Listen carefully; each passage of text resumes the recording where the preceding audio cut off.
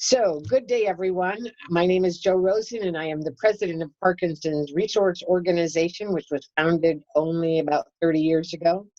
And so, as we go through the trials and tribulations of COVID-19, today's topic is something that I think might be very timely.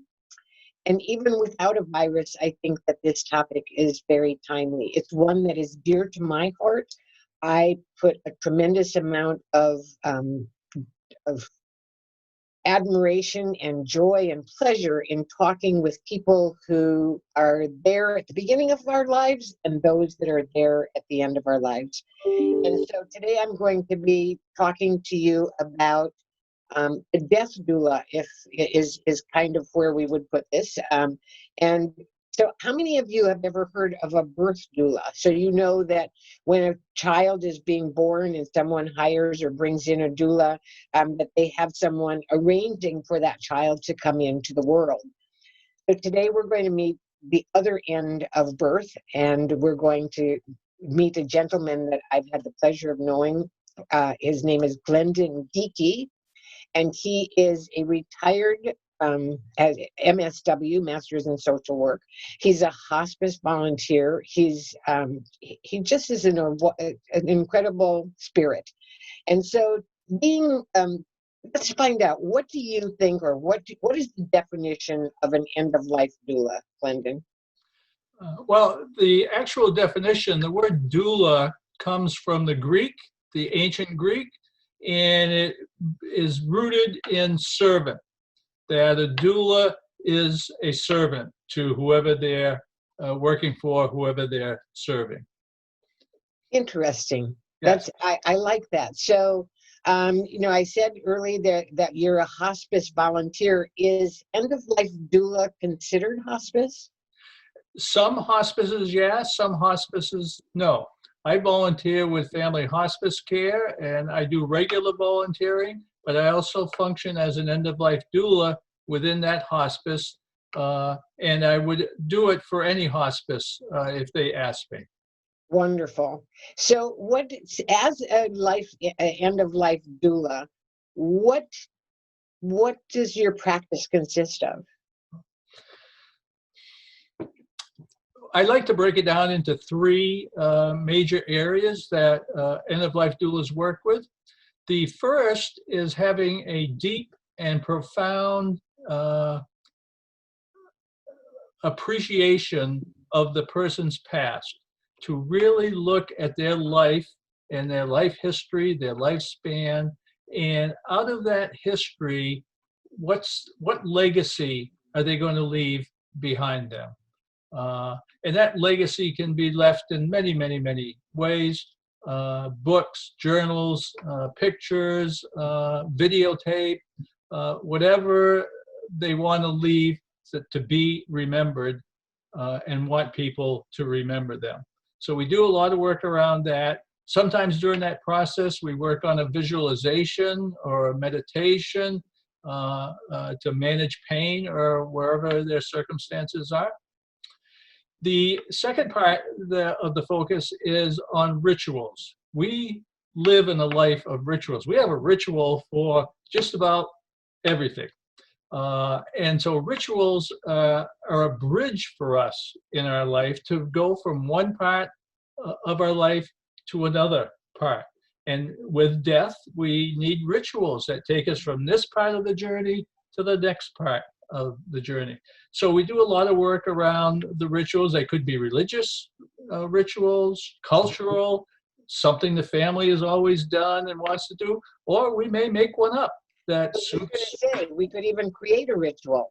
For sure, yes. I've had some circumstances where they've done that. There was one situation where the mom was a person who always took one piece of candy out of the box and took a bite and put it back. And the family came up with a ritual that whenever they celebrate and remember mom, they get a box of candy, everyone takes one, bites one, puts it back as a way to always have mom with them. So special, so special. Yeah. And another area, a major area, is what we call the Vigil. And we're looking at how does the person want things to be during their final days, their final hours of their life here? Who do they want there? Do they want anybody there? Do they want music playing? What type of music? What's the lighting? Do they want a little lavender in the air? All the things to make it just exactly the way they want it to be as they leave this part of the journey. So some of this is the conversation, I've talked about this for years, the conversation that couples or people should have with each other. You can do it in a more focused fashion and get the job done better. But I used to ask my late husband, where do you want to die? How do you want to die? I need to know these things so that I can make it the best that we can for you. And he wanted to die at home, so that's what happened. And he wanted to die in bed next to me, and so that's what happened. But these are, what you're doing is creating the calmness that can happen at the end of life, and the joy. These are precious moments. It is a celebration, and it needs to be a celebration. Yeah.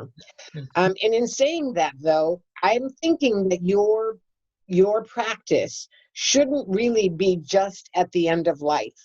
I'm thinking that this could be done before the end of life.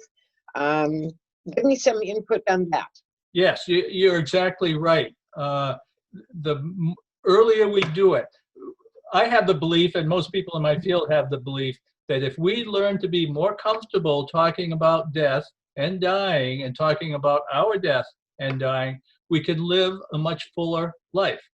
And so the quicker we talk about these things, the less we worry about them and the less we have to fear them. Once all of that is done, all we have to do is live. Yes, and then because it's all set. And it can change. I'm in good health right now, but I have my stuff all planned out. And I may be talking to you today and you may say something and I'll say, that's an interesting idea. I'm going to go back and change my thing about that and do it this way instead. Yeah. But when I do die, it's going to be all in place. My wife will know what to do. It'll be all set, and she will not have to worry about what did he want. She knows what I want. So I'm going to ask you a personal question. Sure. And you don't have to answer it. Do you have your obituary written? I certainly do. Okay. I should have known that, but yes, I change it once in a while, given some circumstance or whatever. But yes, it's all written and. See, I'm so excited by that because when my husband died, and most people never even think about obituaries, they read them, but to put one together and to put one together after someone's gone, when you don't get to ask them how would they like to be remembered, and that goes wherever it goes. In our case, if they die of Parkinson's, it goes on our website on the memorial wall, in addition to wherever else it gets published. And that's just to carry on the legacy of that person. But it was very difficult for me to gather. I had to start interviewing people quickly in order to come up with an obituary that worked. Mm-hmm. Yeah. And I get excited by that. We're off track as to what we. That's all right. But you brought up the right way. You brought up the word legacy that I talked about before. And the obituary is part of that legacy because people are going to read it and that's what they'll remember about the person, what they read. So you said that you help with the celebration afterwards as well. I was thinking maybe you should be called an event planner, or when you categorize, what category do you fall under? It's an event planner? Well, I guess you're right about that. It is somewhat of an event, and it could be it can be a joyous event. It's sad, we grieve, we lose, but this person is going to go on the next part of their journey, and whatever their belief system is, hopefully they believe they're going to a better place, a nicer place. And of all the reading I've done about people that have near-death experiences, they all come back and say, it's just beautiful. And there's no need to fear. It's a beautiful place to be, and you'll be okay. Yes. But all that takes planning and you're right, it is event planning. Okay, so we talked, you're not part, you can be part of hospice, but you're really not. You have this, you have a business and Yes, you charge for your services. Two yeah, things. How do you charge for the service? And two, is it by any chance covered by insurance? okay. If it's a hospice situation, I do it on a volunteer basis. I do not charge hospice. If I do it privately, if you were to call me or and ask me, I charge $80 an hour. Uh, if I can be of help to you, I'll sit with you for a couple of hours and we'll talk and see, is there something I offer that you really want, you really can use, and then I'll engage in a pay situation. But those 2 or 3 hours I just do uh, because See, okay, I'm so a and nice guy. this is why I said early on that I think that you should be starting earlier than imminent death, because Yes. the work that you do is something that should probably go get implanted or embedded in the will, in the trusts. You know, it's back to that thing. Even what do you want to leave to somebody? Yes. If it's, my parents did a wonderful thing. They planned all of this in advance, and they had Right. their will, and then they did a codicil to the will, which was what they wanted, how they wanted their legacy to be spread throughout the children, grandchildren, etc. I think that that is so important. They did hire somebody to accomplish all of this. So I'm really a proponent of the work that you do. Mhm. When do you think somebody might get started at this? Today. Okay, yeah. Anytime they're ready to look at it and face it is the time to do it. And I certainly don't just, I work with the whole family. Whoever that person wants to involve in the process, we all work it out together. I had a great experience working with a man who was very near death, and I worked with him, his son, and his daughter around what the plan would be, what he wanted. And it was at the last minute, he thought, oh, the grandchildren. What am I gonna? And the son quickly got out his phone with a video, made a quick video of Grandpa leaving his legacy. This is what I want my grandchildren to remember about me. And he was Spanish speaking, so he did it in English first, then he did it in Spanish. But it was really touching that almost forgot to do that. You know, again, I think people can probably tell this is really dear to my heart, and I just love the idea of this. All of this is for the living. It is also for the one who will be leaving, to create just the understanding. I know I've done everything that I can, and I want my family, my people to know that I've done everything I can, and here's how I would like to be remembered, or carry on, because I've created this for you type thing. It really creates a quality of life that people, until they experience, really don't know how joyful having that piece in place can make a life for somebody. Mhm. After all of this, and I know we've jumped around a little bit today, is there anything specific you'd like to add today? Uh, well, I a doula, as an end-of-life doula, I think of myself as holding space for people, that it doesn't matter what their belief may be. It doesn't have to be my belief, it's their belief. And so I can hold space for their belief, be it religious, cultural, however it is. I can be there for them and work with them around that.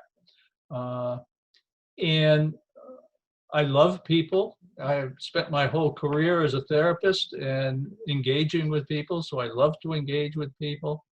Uh, and I love to be there for them. Uh, I wanted to say one thing about the vigil too that we didn't get to. During those last hours and days, we like to make sure somebody is with that person 24 hours a day, 7 days a week.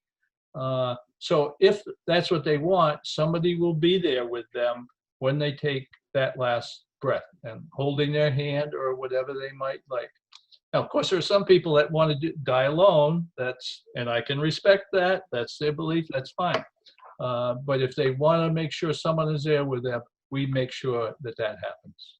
That is so important. And you and I have had that conversation because I was in charge of someone else through the end of their life, and that person did not want me or anyone else around at his last moment. He just wanted to be left alone. But he was guided to the point where, and just knowing him, and it was easy to say, okay, it's time for me to go. This is the moment that he wants all by himself. And so I can respect that as well. And I've now experienced 2 different kinds of end of life, 3 that were very, very personal to me. And so on that basis, I cannot thank you enough for doing what you do. To our audience today, I say to you, watch the newsletter. I know that we've got articles that either just came out or are coming out that Glendon has put together for us on End of Life Doula.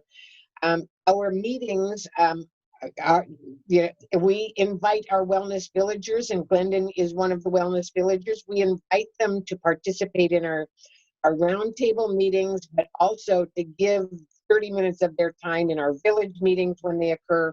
We're right now coming into summer sabbatical for the support group, so we have the Partners in Care meetings that will continue through the summer, but the roundtable meetings have dissipated. And the village meetings, we're going to have 2 very special village meetings around quality of life. One will be July 15, and the other one in August. The date hasn't been determined yet. So watch your email promotions, watch the newsletter, watch our website to be able to get people like Glendon Geeky to listen to and to help guide you through the rest of your life. I cannot express my gratitude, Glendon, for your being with us today, for your spending the time that you did today, prepping for it, as well as us producing or allowing us to produce it for the rest of the world to see. I know there are more of you in the world, and I'm so happy that we're educating people to let them know you exist. Thank you from the bottom of my heart. Thank you from my heart for having me here and allowing me to be here. And so to you, the audience, stay tuned. We've got more of the things to know right now going on. I am just so pleased that we are able to bring information from diagnosis through death, is what we've said, is part of our mission to bring the greatest quality of life possible to you as you go through the Parkinson's journey. Thank you all so very much.